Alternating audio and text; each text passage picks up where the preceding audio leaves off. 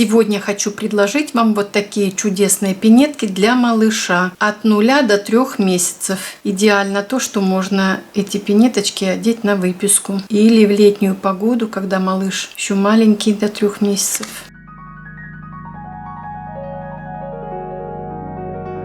Здравствуйте, уважаемые подписчики и гости моего канала. Сегодня хочу вам предложить вот такие маленькие пинетки для малыша, выполненные в двух цветах. Однотонный голубой и темный цвет, меланжевый цвет, состоит из темно-голубого и еще темнее цвета. В подошве они где-то максимально 10 сантиметров. В эти пинетки я добавила бусинки, подходящие под тон, люверсы и стелечку. Если вам понравилась такая модель, оставайтесь вместе со мной и вяжите вместе со мной. Для выполнения такой модели мне понадобится материал. Естественно, нитки. Это 100% хлопок. В 50 граммах 165 метров. Изготовление Бельгия. Продуцент предлагает крючок 2,5, спицы 2,5, 3. Я буду вязать крючком номер 2. Для передней части пинетки, для канта, для верхнего канта и для клястичка понадобится очень маленький клубок. Но так как у меня уже одна пинетка связана, то вам нужно вот такой клубочек взять в 2 раза больше. Я беру крючок меньшего размера, 0,75, это для того, чтобы спрятать хвостики. Ножницы,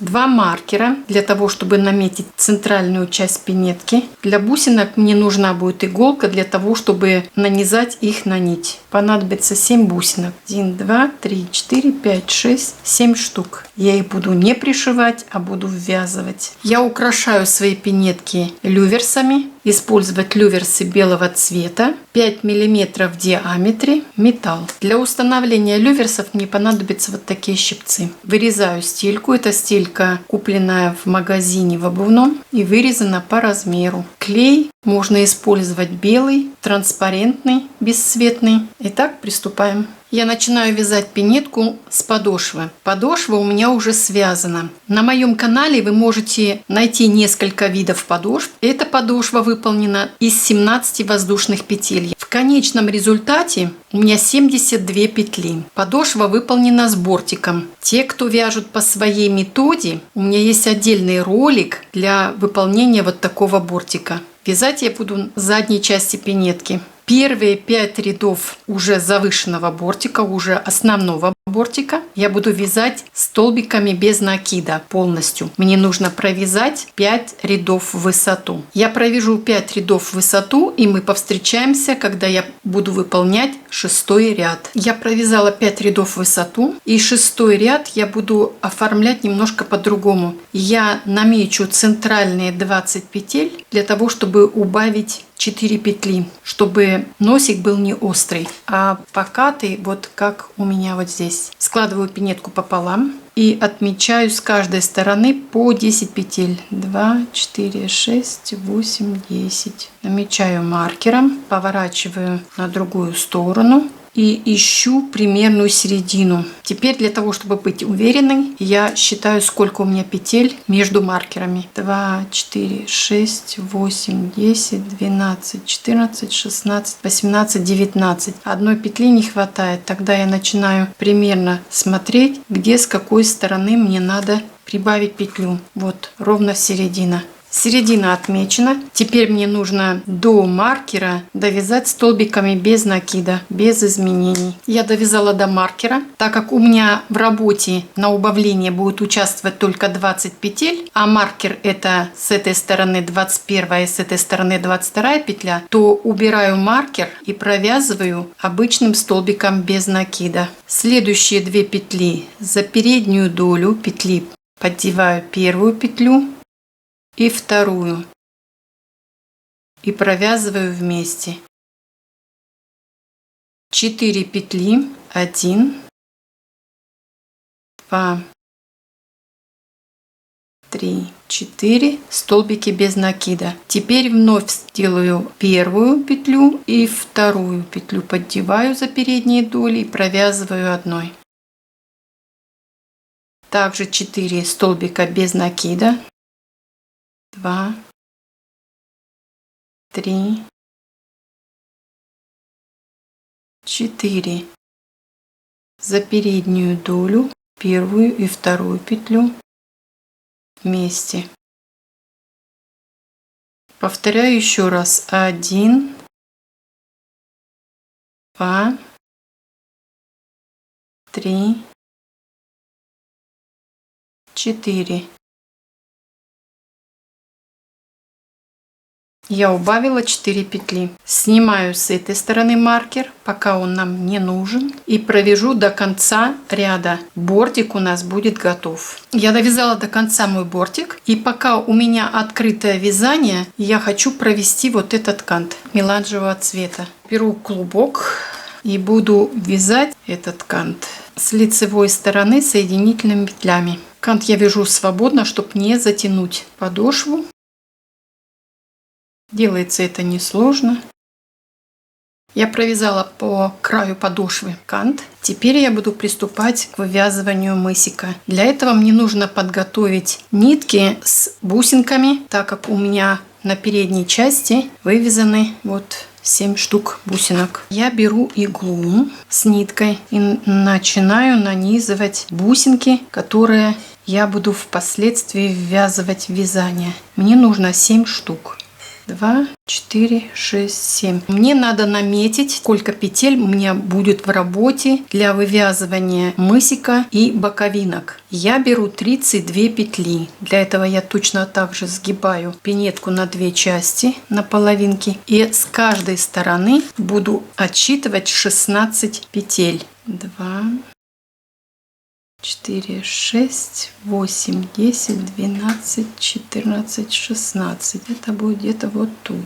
Поворачиваю вязание на другую сторону. Смотрю, где это. Вот это где-то вот здесь. Теперь хочу проверить, действительно ли у меня 32 петли. 2, 4, 6, 8, 10, 12, 14, 16, 18, 20, 22, 24, 26, 28, 30. 31 петля. Одна петля отсутствует. Теперь ровненько поставлю и отодвину ее на одну петлю дальше. Закрываю маркеры, еще раз проверяю. 2, 4, 6, 8, 10, 12, 14, 16, 18, 20, 22, 24, 26, 28, 30, 32. Не ошиблась. Теперь я мысик начну с центральных 8 петель. Это значит, с каждой стороны у меня должно быть по 12 петель. 2, 4, 6, 8, 10,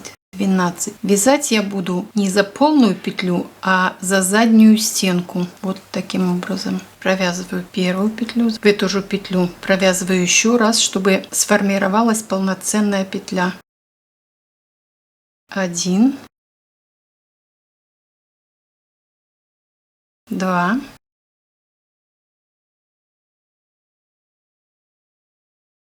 7, 8. Для того, чтобы быть уверенным, что петли находятся именно в центре, по центру, я посчитаю с другой стороны. 2, 4, 6, 8, 10, 12. Провязав 8 петель столбиками без накида, последующие 2 петли точно так же за заднюю стенку я буду вязать соединительными петлями. Первая соединительная петля и вторая соединительная петля. Разворачиваю вязание без петли подъема. Начинаю вязать со второй петли. Теперь мы будем прибавлять. Мне нужно, чтобы в центре было 14 петель. Точно так же с другой стороны делаю свободненько первую соединительную петлю и вторую соединительную петлю. Разворачиваю вязание без петли подъема. Начинаю вязать со второй петли. 1, 2, 8, 9, 10. С каждой стороны я прибавила уже по одной петле. У меня в работе уже 10. Мне надо 14. Повстречаемся тогда, когда будет в работе 14 петель. Я провязала центральных 14 петель. И теперь в изнаночном ряду я буду формировать бусинки. С этого ряда я больше прибавлять не буду. А значит, я буду вязать не со второй петли, а с третьей петли. Первая бусинка. 2 столбика без накида. Вторая бусинка.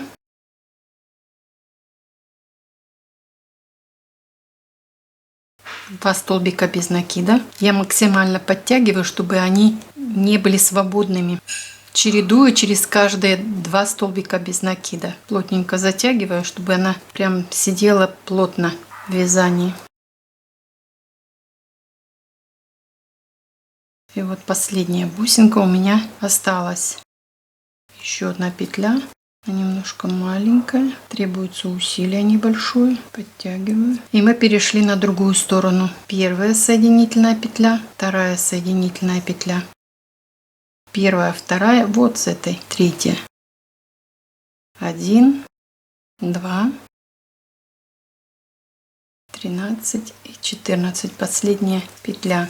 Нужное количество петель на мыс я набрала. Теперь я буду до маркера вязать не прибавляя. Мы повстречаемся тогда, когда полностью вязание будет провязано до 2 маркеров. И я довязала до маркеров. Мой мысик готов. Очень симпатично. Теперь я буду начинать язычок. От начала вязания до окончания язычка должно быть 24 ряда. После 20 ряда в 21 ряду я делаю скос на язычке. Так я буду делать 2 раза в 21 ряду и в 23 ряду. Для язычка добавляю еще 2 петли. С каждой стороны по 1 петле. Это значит, у нас должно быть 16 петель. Первая петля, в эту же петлю вторая, третья,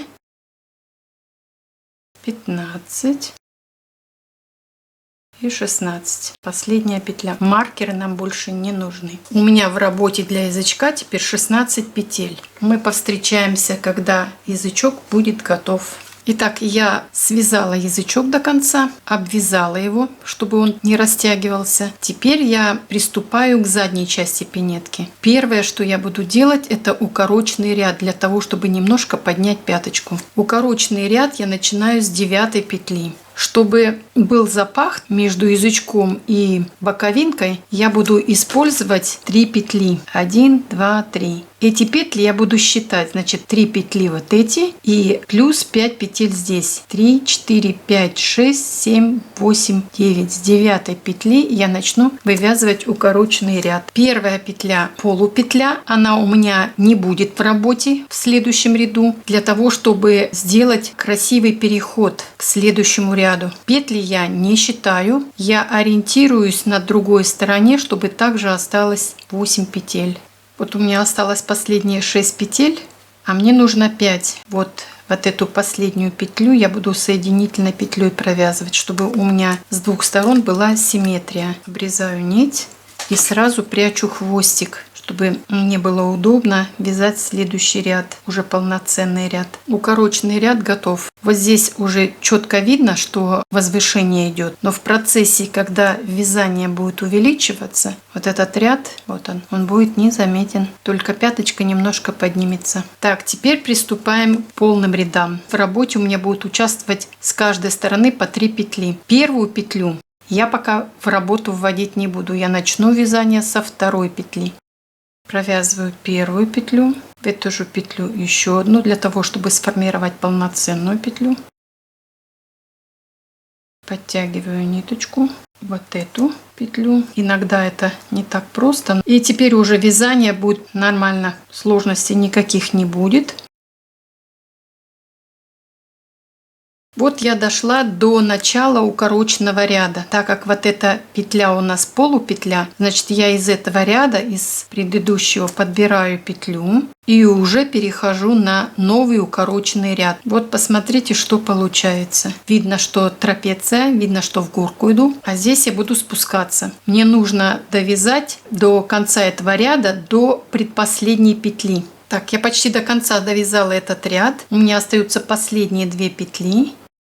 И я обязательно смотрю, чтобы у меня начало и окончание задней части пинетки было симметрично, вот по одной линии. Разворачиваю вязание, петля подъема. И с каждой стороны изнаночного ряда я буду убавлять по 1 петле через ряд. Первый ряд я уже связала, еще нужно 7 рядов. Мне нужно связать 8 рядов. По окончании 7-го ряда мы повстречаемся. Не забывайте, что в каждом изнаночном ряду с каждой стороны убавлять по одной петле. Я довязала 8 рядов в высоту. Вот такие скосы у меня получились. Но если вы обратили внимание, то видите, края не очень ровные. Вот особенно с этой стороны.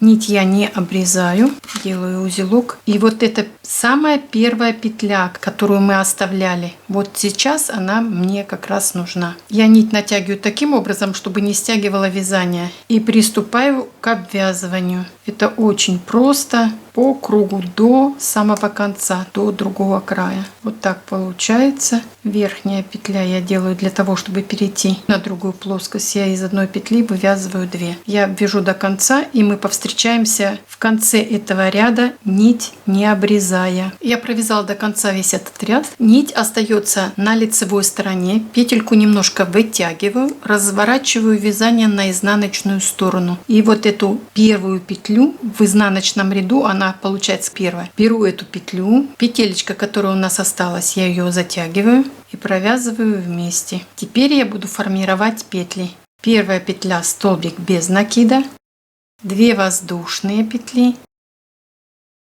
петлю пропускаю, со второй начинаю вязать. Первый столбик без накида, второй, 2 воздушные петли, петлю пропускаю.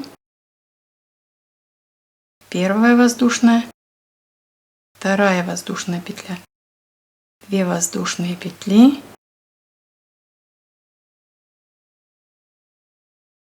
вот 3 петли, которые нам нужны, вот они, первая петля, вторая петля и третья петля. Провязываю до другой стороны и точно так же ориентируюсь по вот этому ряду, формирую следующие петли. Мы повстречаемся в конце вот этого ряда. На второй стороне я точно так же сформировала петельки, ориентировалась, чтобы они были симметричны. Теперь вот заворачиваю нить на изнаночную сторону. Вот из петли, которые мы вязали, точно так же продеваю петлю, затягиваю ее и провязываю вместе. Я сразу провязываю столбик без накида и в арочки, которые мы сформировали для петелек, провязываю 2 столбика без накида.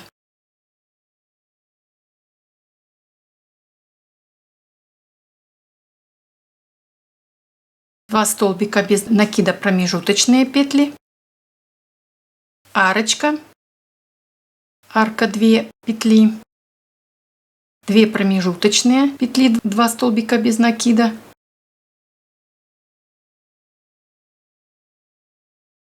и арка. Из арки мы вывязываем 2 столбика без накида.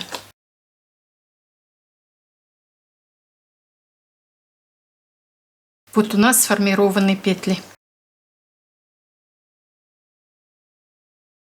Вторая и третья. Если нет люверсов, эти петли не порвутся, потому что петли обвязаны. Еще им большую прочность даст вот этот кант. Он не даст ни растягиваться, ни, естественно, порваться петелькам. Я провяжу до конца с этой стороны петли, и вязание голубыми нитками уже заканчивается. Я буду оформлять вот этот рант соединительными петлями. Оформлю вот эту сторону для того, чтобы красиво смотрелось. Ну и вот задник.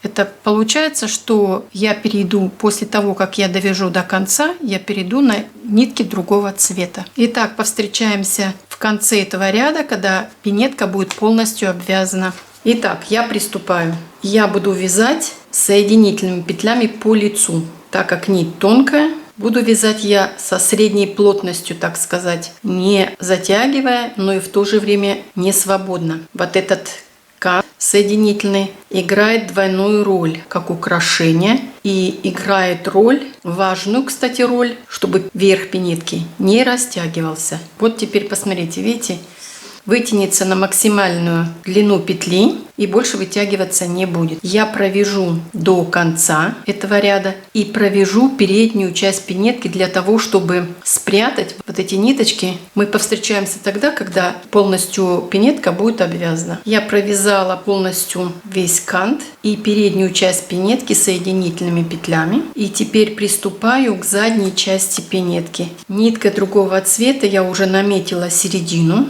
Хлястик состоит у меня из 5 петель. Так как у меня уже одна пинетка готова, а у вас нет, вы можете сами ориентироваться по вашему желанию. Поднять ее выше, поднять ее ниже. Этот хлястик я буду ориентироваться по своей пинетке. Перед тем, как его вязать, мне нужно провязать 5 петель соединительными, для того, чтобы потом на эти петли набрать столбики без накидов и вязать высоту.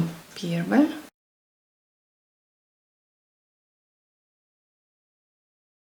Вторая, третья центральная,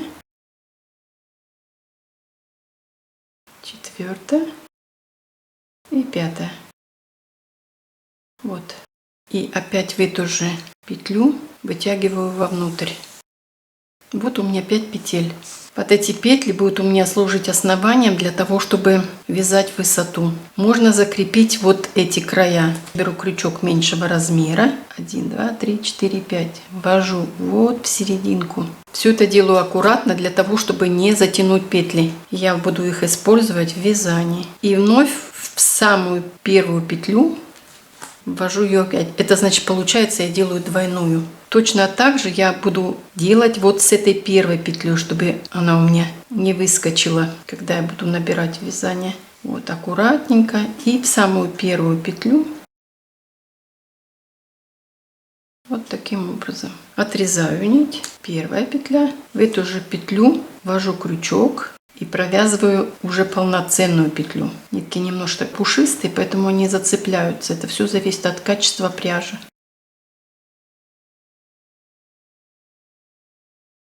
Вторая петля.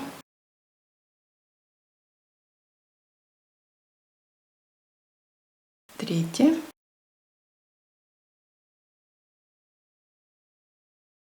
Четвертая. И пятая, последняя, заключительная. Хвостик я вязала. Вот что у меня получилось. Теперь я перехожу на тот крючок, которым я вязала полностью все вязание. Петля подъема.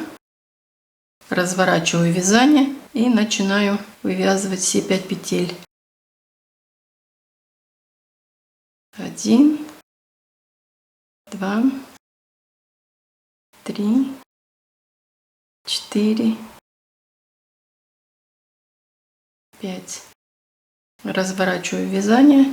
И так буду вязать до нужной мне высоты. В конце я его пришиваю обыкновенной иглой вот за вот эти петельки. Я не ввязываю, а пришиваю. Я довяжу до конца этот хлястик и покажу вам результат. Вот я связала хлястик до нужной мне высоты. Я его сгибаю аккуратненько и начинаю пришивать вот к верхней части. Соединяю с каждой петелечкой.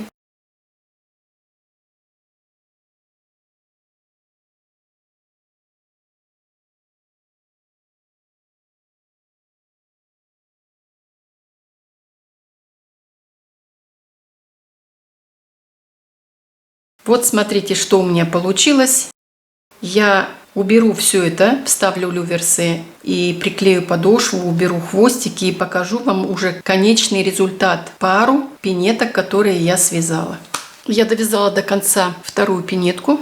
Вот такая замечательная пара у меня получилась. Вставила люверсы, приклеила стелечку. Вот такие замечательные маленькие пинеточки для выписки из роддома у меня получились. Я желаю вам здоровья, легких петелек и великолепной пряжи. До следующей встречи!